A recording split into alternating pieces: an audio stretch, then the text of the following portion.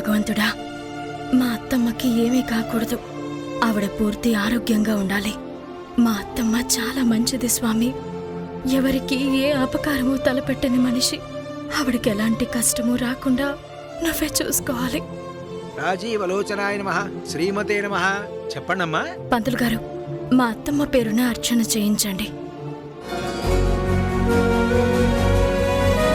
గోత్రం పేరు, నక్షత్రం పేరు చెప్పండమ్మా.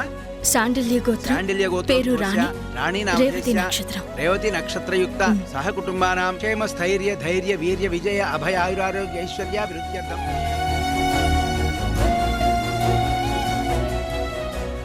స్వామి, నా భర్త అంటే మా అత్తకి ఎంత ప్రాణమో మీకు తెలుసు. ఈరోజు అనుకోని పరిస్థితుల్లో మా అత్తమ్మకు మేము కావాలని దూరమయ్యాము. మా ఎడబాటుని తట్టుకోగల మానసిక ధైర్యాన్ని అత్తమ్మకి నువ్వే ఇవ్వాలి స్వామి.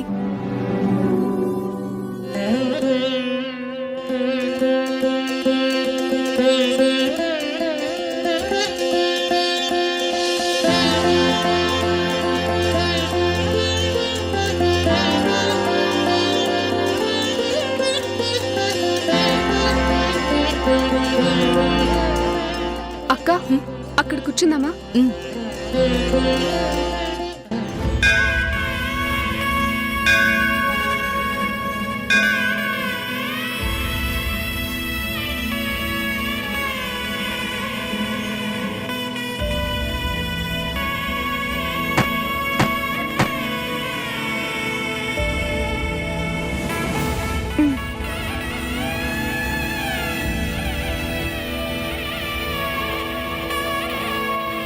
అక్క,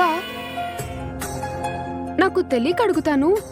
అత్తమ్మ మీద మీకంత ప్రేమ అభిమానం ఉన్నాయి కదా, మరి ఎందుకు ఆవిడ వదిలేసి వచ్చారు? అది మా ఆయన మంచితనం. ఆయన ఆ ఇంటికి సొంత బిడ్డని కాదు అన్న విషయం మొదట్నుంచి తెలుసు. ఆయనకి ఆస్తుల మీద, అధికారాల మీద ఎప్పుడూ ఇష్టం లేదు. కాకపోతే ఇంటికి పెద్ద కొడుకుగా బాధ్యతలు తీసుకున్నాడు. అది బాలుకి, శశికి నచ్చలేదు. అక్కడే ఉంటే అత్తమ్మ ఆస్తి ఈయన పేరున రాస్తారు అంటున్నారు. దానివల్ల బాలుకి మరింత కోపం పెరిగే అవకాశం ఉంది. ఆయన ప్రేమను కోరుకుంటారు తప్ప ఆస్తులు కోరుకునే మనిషి కాదు.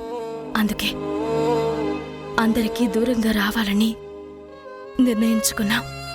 వచ్చేశాం. ఇప్పుడు అత్తమ్మని చూడ్డానికి వెళ్లారు.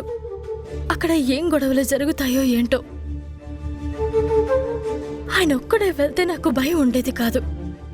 పక్కన ఆదిత్య వెళ్ళాడు కదా, అదే నాకు టెన్షన్గా ఉంది. ఏ గొడవలు జరగకుండా వస్తే బాగుండు.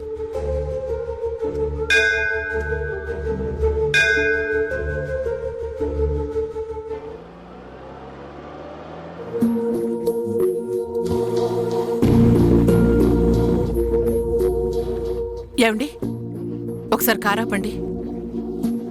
ఎందుకే? ఒకసారి అటు చూడండి.